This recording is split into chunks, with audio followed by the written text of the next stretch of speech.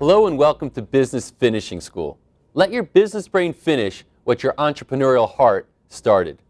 Our catalyzing statement is a successful entrepreneur inside of every business. Enjoy this module. Hello and welcome to this month's module, what we call the Superman Syndrome. And you wouldn't know this because the set looks the same, but we're actually recording now in Dallas for a series of modules. I figured, Rick has been so gracious coming up to the Northeast and filming there that it'd be nice of me to come to Dallas and do it for him and save you a little time while you can focus on this important coursework for these fine people. You don't have to spend time in airplanes traveling. I appreciate that, especially with my wife being pregnant. The less I'm away from home, the better. So, thank you. I wasn't going to bring that up, but since you did. All right, so what do you mean by Superman Syndrome? Well, I think too often in business, and it doesn't matter if you're a massive company or you have 5 employees or even less, most business people see themselves as Superman. And many of you have heard me sing the song, "Here I am to save the day." And that actually is not a Superman song. I was told recently that is... That's an Underdog? Yeah, I think it's Mighty Mouse. Or Mighty Mouse, one of those. But the point is that many business people see themselves as Superman. And what that means is all decisions have to run through Superman. Superman is there to save the client, to save the deal, to save the banking relationship, to save the manufacturing relationship, to save the vendor, to renegotiate. And the interesting thing is that is the opposite of how you need to operate a business. The Superman syndrome is a massively negative thing. And our hope in this module, I should say our objective in this module, is to reverse you out of thinking that all decisions have to go through you. And ultimately, if you recall year 1 modules, we want to get you to the far side, the other side of the simplicity, complexity quote that we talked about, where you're actually having your decisions pushed down to your staff members, to your vendors, often to your clients, believe it or not.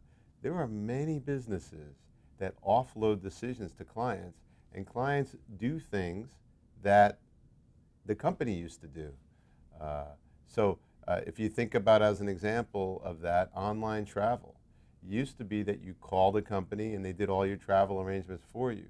But now you're empowered as a client to choose the flights and do the digging and do the research and find the hotel and negotiate. So that's an example of pushing decisions even down to the client level. I've noticed that also in doctor's offices, for example, where you have patients that would check in and they're handed a tablet to input all their current challenges, symptoms. Doctors are responsible for taking chart notes or what they call many times SOAP notes, where what's going on with the patient on a visit-by-visit basis, and they have a regulatory obligation to chart these notes and track them over time. So it was a big part of a time-consuming visit for a patient to come in, sit with the doctor or a staff member and have to go through all this stuff. Now the patient literally can come in, do it themselves before they go back and see the doctor. So it adds a lot of efficiency. So and that's in essence a form of delegation. And I think that's what you're talking about here. It's a matter how can you delegate? That's exactly right. And one of the other objectives of this module is to get you to realize that the closer you can get your business to be a saleable entity. What do we mean by saleable entity? We mean a business that if somebody was going to buy it, everything is in place to sell it. You have the right processes, you have the right business objectives, you have the right values, you have the right key employees, so that you don't have to go through this massive process to get your company sale ready. And you may be thinking as you're listening, but I don't want to sell my business. Well, here's the reality. If your business is saleable, it runs better, it's more efficient, it produces more cash flow, it makes more money at the end of the day. And if something, God forbid, were to happen to you and the business had to be sold, now that there's no Superman in charge, you can have a saleable business at a point where Maybe you didn't want to sell it, but maybe you have to sell it. And over time, almost every business gets to the point where it decides, should we sell? So the Superman syndrome is very complex in terms of making it happen, but very easy in terms of when you look on the other side, you understand what has to be done. So it very much mirrors the Far Side Simplicity quote, because when you stand on this side of the equation, everything's complex. But when you go on the other side of the equation, you still have the complexity behind you, much like Warren Buffett having 90,000 employees and reading for 9 hours a day. But now you have people and systems and clients and vendors doing all the heavy lifting for you. Now, you're probably thinking, I can't really get this or grasp this because I'm a technician. And technicians are people like doctors and mechanics and people that are like engineers, people that are actually doing the work. Wouldn't it be unbelievable if that's all you did in your office, the thing that you love doing, the thing that you're a technical expert at, and you had systems around you doing everything else? I have a dentist who I love, who's a close friend of mine, and watching him over the years start to pick up on the Superman syndrome from the beginning, where he was doing everything, accounting and payroll and cleaning. And our objective with this module is, well, one of the objectives is to make sure that you have a saleable entity and that you're not doing all the work. I want to read for you, since Patrick brought it up, the word delegate. Here's the dictionary definition of delegate. It's a verb. It's to send or appoint a person as deputy or representative. That's the first one. The second one is to commit to another as agent. And the bottom line with delegation is you do not have to make all the business decisions in your company, period. Once you wake up and realize that, see, the interesting thing about business is the less you do is actually more value being created in the marketplace. Because when you do less, that means your employees are empowered to do more. It means your vendors are empowered to do more. It means that your clients, whether they're patients or clients or businesses that do business with you, they're empowered to do more. And so you look at a company like Apple Computer. We always use them as an example, but when you grab your first Apple product, oftentimes people fall in love with that Apple product. So without any sales force, this client is interacting with an Apple product. What do? They want another Apple product to link it to, and another, and another, and another. I was recently at a friend's house whose entire house was wired with Apple products. I said, how much have you spent on Apple products in your home between the home theater and all the iPhones? He said, well, I personally have 4 iPhones, and he estimated it to be $100,000. That started with one purchase and no sales force. Think about that. So to recap, the whole point here is that you don't want to be Superman.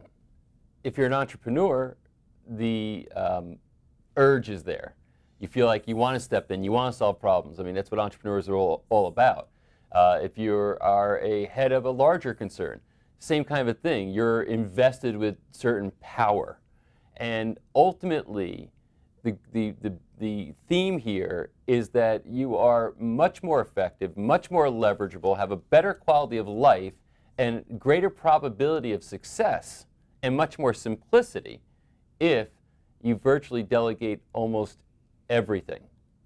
Now you've got a much healthier entity that doesn't rely on you as Superman to make it work on a day-to-day basis. You know, we could sit here and enumerate many stories of people who had businesses going, something happens with their health, or maybe it's the health of somebody else in their family that they have to go take care of. Any number of things pull them out of the game, and then the business tanks. So if you love your business, you don't want to be Superman. You want to see that your business can aspire and grow and become a dynamic, profitable entity without you having to solve everybody's problems all day long. So what would you give as maybe business examples of what we're talking about here? Here's 2 examples that I want to share with you.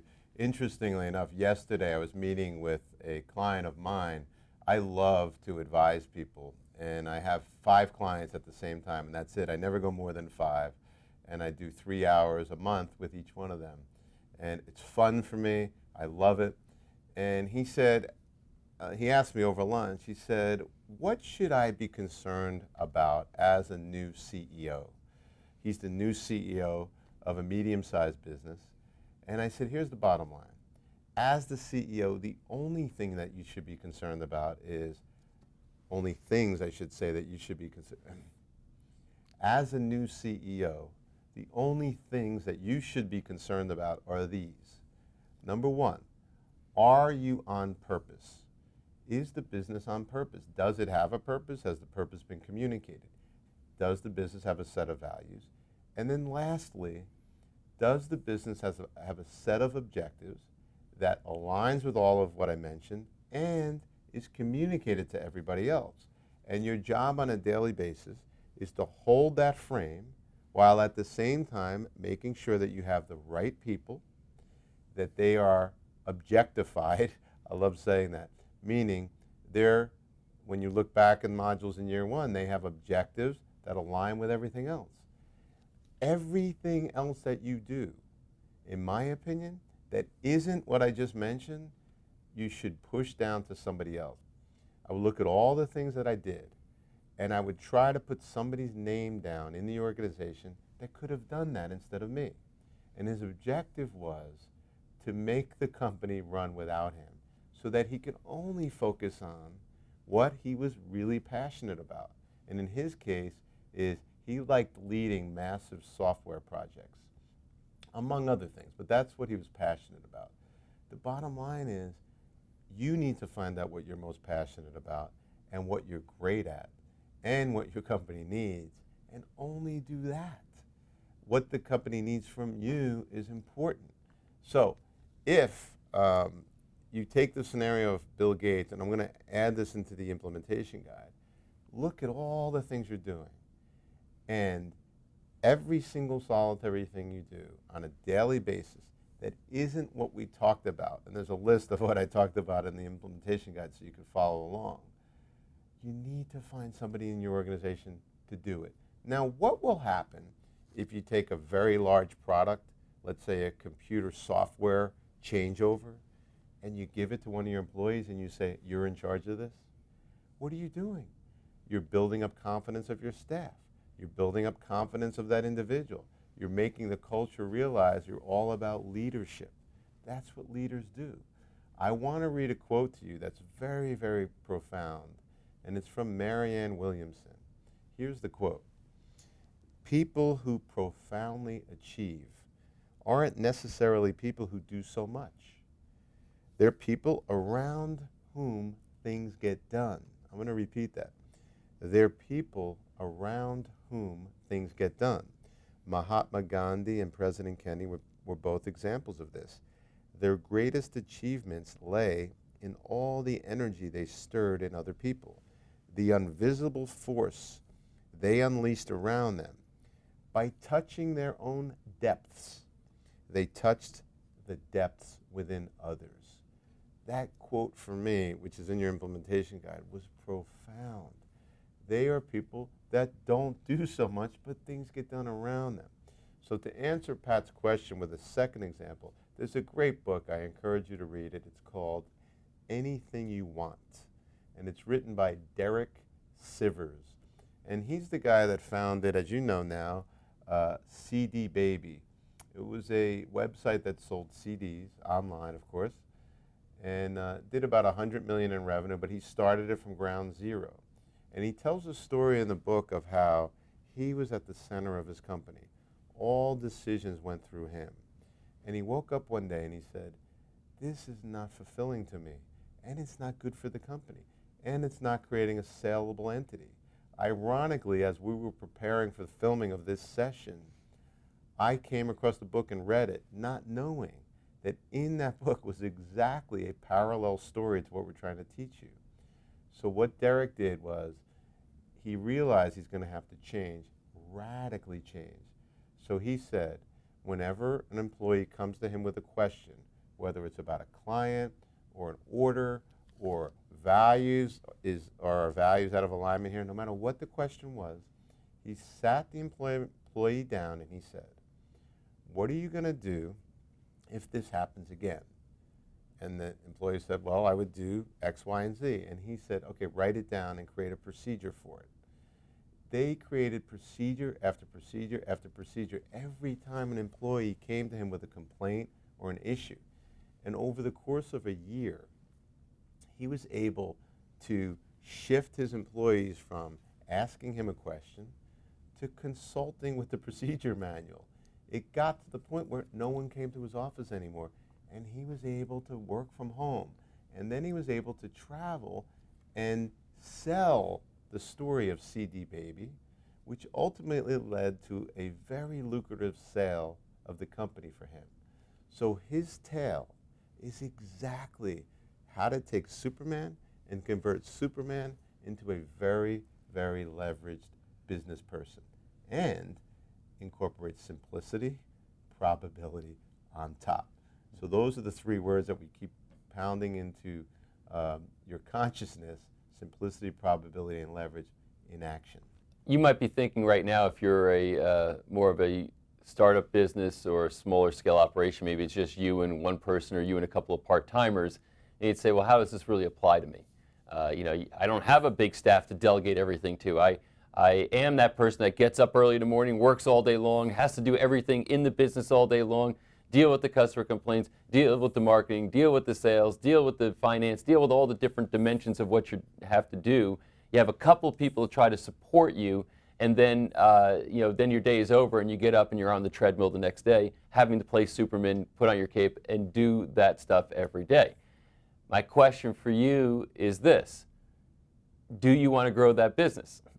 And it really gets to be kind of, I know you might think, a catch-22. Well, if I had more employees, I would delegate. Well, first of all, there's an opportunity in this. And the opportunity is the fact that I contend it's much easier to understand the Superman syndrome before you build out a culture and an operation than after. It's easier to say, wow, that makes sense. So I'm going to start within the realm of what my capacities are now, or what my bandwidth is now, or what resources I have now as far as employees, and I'm going to slowly move in this direction as I scale up this business.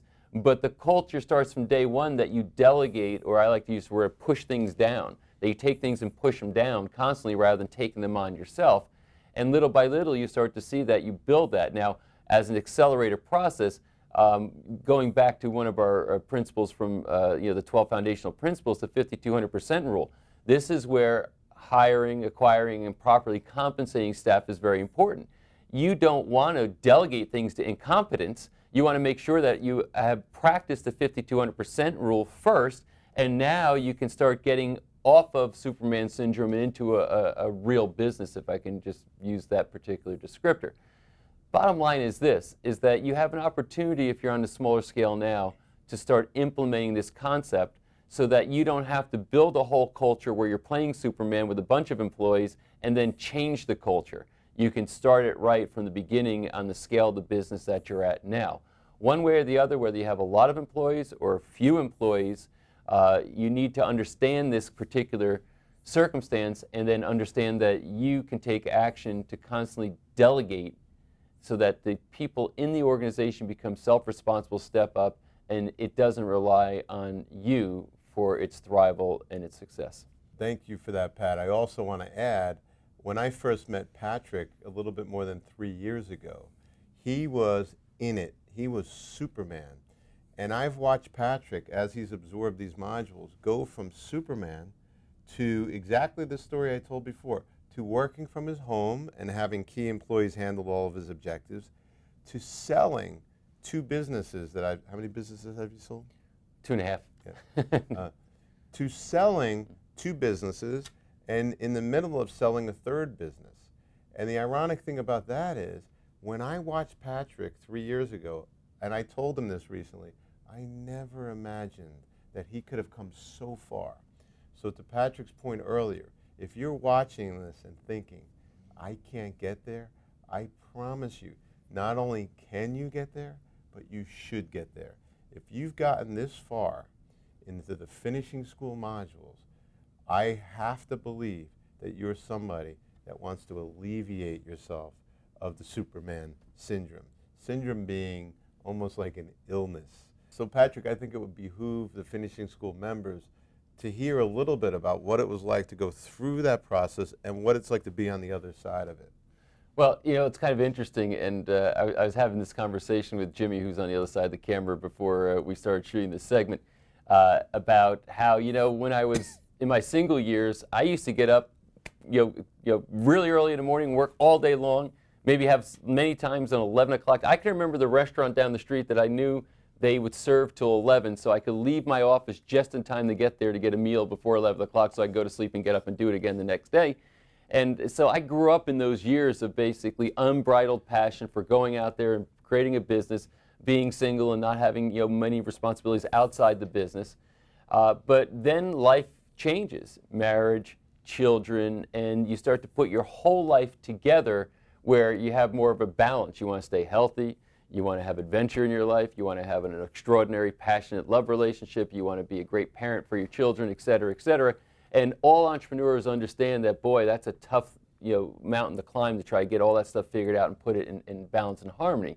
So what happened is, as my businesses were building and building out and scaling up, and then other aspects of my life were changing, I started to recognize that there was this kind of contradictory pull in my life where I wanted to be really there and available and put passion and energy into my personal life, but I also was Superman in my business and making all the decisions and making sure everything got handled properly. And anytime there was a little wrinkle in things, I wanted to go in there and I wanted to iron out the wrinkle to make sure that everything was done right. I wouldn't quite say I was a control freak, but I was close to one if I wasn't one.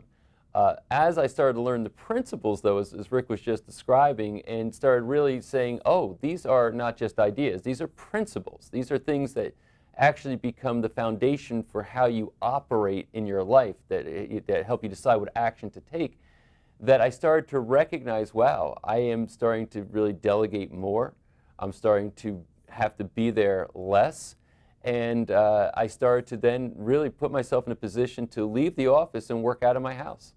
And that way I was more creative, less distracted. I liked being home for my kids when they get home from school. Have lunches with my wife every day. It changed the whole dynamic of my experience, and I became more productive in the realms where I was unique and creative and not getting dragged into stuff that wasn't the best use of my greatest abilities. And from there, it allowed me to then say, well, boy, since this business kind of operates independent of me and I can really work out of my house, and there were actually a couple of businesses, it came a point in time where I said, it's time for me to sell some of my assets and sell my businesses. I have interest in multiple businesses, but I also took a page out of the book from entity structure, where following Rick's advice, I formed a holding company. I have interest in varying businesses, and I'm creating new businesses right now. And then being able to put all these into a holding company structure. But the thing I can tell you, and what I empathize, is that now that my businesses are sold and I've had several dozen employees and a staff to work with, now I'm in that place where I've got a much smaller staff. But I'm looking at, okay, how do I structure so that I delegate from the beginning as compared to having to try to change a culture that already had a Superman and teach them a different way. I now have the benefit of what you're learning here and what I've learned through being a part of this program with Rick, in that now the structure forward, I'm going to do it right. I don't want to start a Superman business and then have to pull out of it again from day one as I'm starting new ventures now. I want to make sure that things are properly delegated, that it's a well-structured business that has a values-based decision-making, management by objectives, and all the other things that we've taught along the way. In addition to that, Pat, when you first started on the road with implementing these modules into your business, you were tolerating a lot of things. Oh, yeah. And I remember at the very beginning, after one meeting, I met with Pat and I said, you have a couple of executives that are great people, but as it relates to where your business is headed, maybe they don't fit the culture. Right. And so he was tolerating some things in his business that he eliminated, and he started to get the freedom and the simplicity and the probability and leverage. So I believe, having watched Patrick and many other entrepreneurs go through this process and come out the other side Superman free, I believe that you, whether you own a business, whether you see yourself as a technician, or whether you're running a company, or even you're a manager of other people, I believe you can free yourself and cure the syndrome. And we're going to talk about that in the next section, which is the application section. Thanks for listening.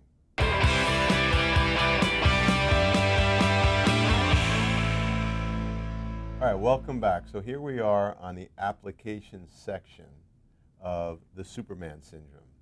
And our objective with the application section is to get you to go from being Superman and having the syndrome all the way to the other side, and almost being like Richard Branson, who for 9 months out of the year lives on an island in the middle of the British Virgin Islands, and although he has many thousands of employees. We don't want you to move to an island. That's not the objective. But we do want you to live a very purposeful existence inside of your business. So here is a step-by-step guide to walk you through from being where you are and all the chaos and the pulls and the text, voicemails, emails, faxes, mail, all of that, and getting you above it all on the other side.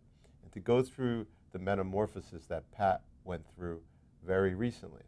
So the first is, again, revisiting the purpose and the why of your business, turning that into a catalyzing statement. Then understanding what your overall objectives are, both long-term and short-term.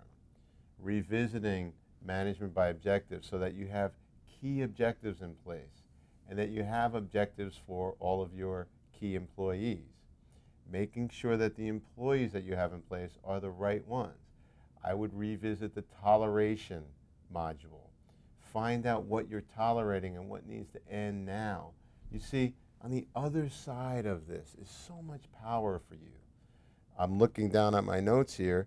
I would, after you do all of that, which is outlined in your implementation guide, and we're going to get a little bit more granular here, I would like you to go through the tactical exercise that we explained that Bill Gates went through on a daily basis, looking at what you accomplished that day and where your time was spent. And in some cases, you're spending time and not accomplishing anything. But look at where your time was spent and putting someone's name next to each one of those items that you did and pushing it through to your staff. Because something that is boring as heck for you to do may be really exciting for one of your staff members to do. So doing that exercise over the course of a few months. Then we looked at the Derek Sivers story. As things are happening in your business, what process can you create? What process can you create so that people don't have to come to Superman anymore? And then looking at entity structure. Okay, so now you've come all the way through there, and now you're looking at the entity structure. You don't want to do that at the beginning. You want to get everything right first, because the entity structure could be a 2 or 3 year process to change over. But you want to start meeting with advisors and figuring out what is the right entity structure for the long haul. And now I want to turn it over to Pat to continue the task list, so to speak. A big part of this is the headspace. And the headspace that I adopted that really helped here was this theme: delegate everything. And I'm going to pick up kind of where Rick left off on the Bill Gates side of saying, let me look at my day here today. Let me look at the phone calls I had. Let me look at the meetings that I had. Let me look at any of the customer complaints that might have been brought to me. Let me look at the finances that I had to go through and the reports I had to read, et cetera, et cetera, et cetera. And where could I delegate all of this? Now, in my particular case, because you might say, well, there's some things I just can't delegate. Ultimately, there is no such thing, or there should be no such thing. In my particular case, for example, a big part of what I do is I'm a public speaker. I'm invited to speak. I travel over 150,000 miles a year speaking all over the world, giving lectures, and it was a big part of how my business was built and how it's promoted and marketed, et cetera, and Quite frankly, it's the thing I love more than anything else that I do. Going out, getting in front of an audience of people and sharing ideas. I get excited about that. And you'd say, well, that's one thing I couldn't delegate. The reality is, as I thought about it, why couldn't I? Why couldn't I start to take other speakers, other people who I think have talent, who are maybe future stars that really have some skill and ability here, who want to get out there, and identify them, bring them in, nurture them, delegate to them some of my speaking assignments. And I could tell you that if we look at this from a strictly dollar and cents point of view, boy, I honed my skills on how to promote my company's products and services for a lot of years. So I could tell you, nobody was going to get up on a platform and do it as well as I could. Maybe they'd only be 50% as effective in the beginning. However, if I got 3 people who had a desire to want to expand their speaking exposure, and I got them out there in the field through my relationships that I would leverage, and that's using leverage, well, 3 people at 50% of my outcome would be 150% of me. So I literally, even though each individual one that I might delegate a speaking engagement to might not be as effective, when I multiply it by 3, suddenly I got more leverage, and I'm home with my family. So that's just one example. You can apply this to your own circumstances. You might say, but wait a minute, I'm a doctor. The doctor has to see the patients. I can't delegate doctoring. The answer is yes, you can. You can hire associates. You can bring in other doctors to work with you. You can give them, go back to, again, the 50-200% rule. Maybe you're going to give them equity upside and other things to earn into your business. There's no right or wrong here. I'm just saying that if you really get into the headspace that delegate everything, and you start to look at all the things that you're doing, and you stay a little bit creative, you can and will find ways to delegate anything and everything that you want in your business so it doesn't rely on you anymore. And that's where true freedom is, and that's where you have a business that's much more valuable. It doesn't mean, along the way, and I think this is worth mentioning, sometimes a major crisis evolves. Something really substantial happens, and that's when you can fly in for that moment if need be, as any business owner or business leader would need to fix that. But that's the exception and not the rule. As compared to you having to do that all day long every day, it is, wow, something really weird happened here. Wow, a serious banking relationship requires the head of that business to show up at a point in time to talk about whatever the issue might be. It doesn't mean that there aren't times when you're going to get called into play. And that's what you're there for. But I believe business leaders are best serving their businesses when they are staying creative. They're not getting bogged down into things that other people can do and that other people have the passion to do. And if you adopt the headspace of delegate everything, you're going to start getting really creative on how you can create freedom for yourself and improve the standing of your business. You brought something up, Patrick, that made me realize that the members need to know this. If you're watching this video and you're saying to yourself what Patrick brought up a moment ago, and that is, there are many things in my business that I can't delegate. What that tells me is you probably have a complex business. You want to create systems and procedures in your business that make your business easy for you to own. So if it requires complexity on your part and your involvement, okay, that means that your business is not structured correctly, or that you didn't honor, if you go back to the strategy model, where you have a crystal clear strategy around who you do business with, around the channel that you deliver your business through. So here's the bottom line. If you've realized that there's too much complexity that cannot be delegated, you have to add that to the list. The implementation guide will show you where to add it. When it comes to delegate everything, as Patrick brought up, easier said than done. Sometimes you can't delegate things. You need to figure out how to build your business around that so that you don't have to get caught up in that. Interesting thing, somebody brought up to me once when I was explaining this. They said, well, what if I get involved in a major lawsuit? Well, that's a brilliant question. And the answer is, apply the 50-200% rule to the legal counsel that you hire. If you have a really good lawyer, it's not going to take a lot of your time. But most of the time, people hire lawyers who aren't the best, which requires them to do a lot of the thinking for the lawyer. We've all been there. And therefore, you have to stop your business. Or I should say, stop being Superman in your business. So now you divert your attention away from being Superman, and the business goes down. So here's the bottom line. All of the foundational principles and all of the modules prior to this one lead up to this module being leverageable once used properly when you get on the other side of relieving yourself of the Superman syndrome. We promised that year 2 would accelerate year 1 principles, and this module is clearly demonstrating that.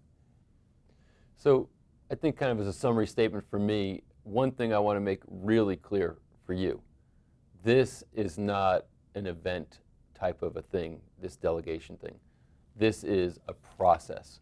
It might take multiple years to actualize what we're talking about here. So don't get frustrated from that. As you're talking about the application of this, well, here's what I have to do. I have to make a list of everything I'm doing each day, and I have to put somebody's name to it, and within a week, I should have everything delegated. Not the case. What you're going to find out, for example, just go back to my example, if I've got to try to source speakers that will speak on the things that I would talk about and groom them and teach them the material and give them certain nuances, etc., that's a process. You might find the same thing. Here's something that I'd like to delegate in your business, you're thinking. I've gone down the list, I'm looking at this meeting, I'm looking at that meeting, I'm looking at this phone call. I would like to have delegated that, but I have no one in my organization I could delegate that to.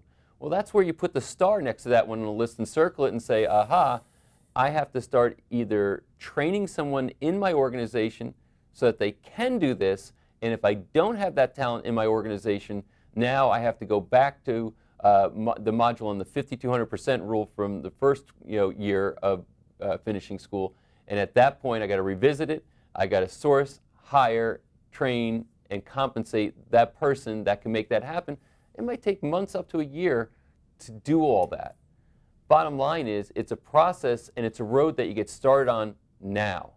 And it might be iterative. I mean, you might be looking and saying, for example, but boy, to be able to bring in the staff to be able to delegate in the way that you're talking about, the resources in the company aren't there. And I'd like to add one word to that, yet. And this is where, especially if you're a small entrepreneurial organization, and it's a mistake that I've made chronically in my life, is, you know what, make sure that you're living pretty far below your means. Make sure that there's excess capital that Rick always talked about. Leave dollars in the business rather than take them out of the business, because this is exactly how you have the resources to be able to hire the people to bring in, to delegate to, and to apply this. And entrepreneurs very often, we don't do that. And that's where each of these modules build upon each other and interrelate with each other. And that's why this is business acceleration, saying learn what you learn from these foundational modules, and then as you learn that, now here's how you can accelerate that.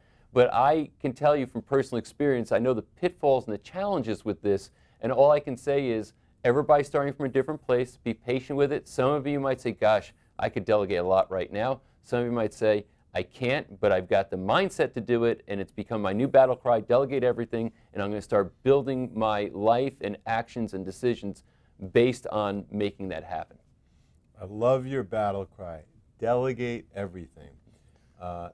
And some final comments I'd like to share on our accountability group. As you know, Patrick and I are on the phone every Wednesday morning for 90 minutes. And on our last call, this topic came up, the topic of delegation and leverage. And one of the members of the group brought up the fact that he had recently watched the Blue Man Group in Manhattan. And I don't know if many of you know, but the founder of the Blue Man Group realized, and why I'm telling you this story is, this is something that would be impossible for you to even consider delegating. But the founder of the Blue Man Group realized, yes, I've got this talent and I could make this music and the crowd loves it. And he woke up one day and he said, wait a minute, I could train somebody else to put on blue makeup and do exactly what I do. Do you know that there are dozens and at times hundreds of Blue Man groups operating all over the world at any given time. And that show has produced hundreds of millions of dollars in revenue. Now, could the Blue Man Group, the original three, produce hundreds of millions in revenue? No way. I'm giving this example because that would be something that most people would think is impossible to delegate. Another one, to use the same line of reasoning, a friend of mine is the producer for a show called Defending the Caveman. And the man who founded Defending the Caveman was a comedian, and he did a one-man Broadway show. Well, he thought he had rung the cash register really loudly when he sold the show for, I think the number was about $12 million. Well, the person who bought the show from him for $12 million recreated and had 60 cavemen doing the show all around the world, and it's done hundreds of millions of dollars in revenue. I read a story recently where the guy who sold it for $12 million felt he got ripped off. Well, he had the opportunity to create the processes and procedures to create more cavemen. And what other show in history would be easier to recreate than a one-man show? You just need to find people with talent that have a good memory. I mean, and that's the bottom line here. Final comment. Have you ever wondered why there's pizzerias in your hometown that have one owner and one location? And Domino's Pizza has thousands of locations. I love Lovey's Pizza. And when I first moved to Texas from New Jersey, there was no Lovey's Pizza. And the reason is Lovey's Pizza, there's only one location, and it happens to be in Hasbrook Heights, New Jersey. But Domino's has thousands of pizzerias. Why is that? Because they understand exactly what Patrick and I are talking to you.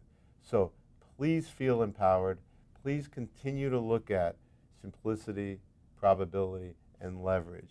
And please relieve yourself of the Superman syndrome. Thank you to everyone watching, and thank you, Patrick. This was a fun module for me. Yeah, it was a great one. Yeah, for me too.